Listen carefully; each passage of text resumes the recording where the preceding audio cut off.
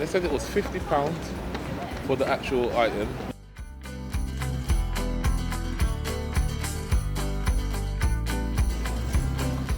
Goodness me, I have no idea.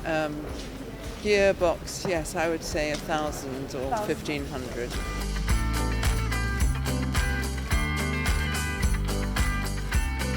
Anywhere between, well, that's a really complicated question. Depends on the quality of tyre, whether you've got run flats.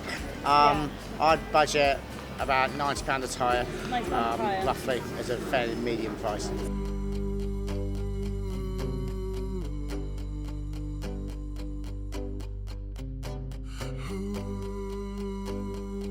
Very, very expensive. I spent £2,500 on my repairs recently. They've gone up, I'm not surprised. Because cars are very expensive items to own and service and everything.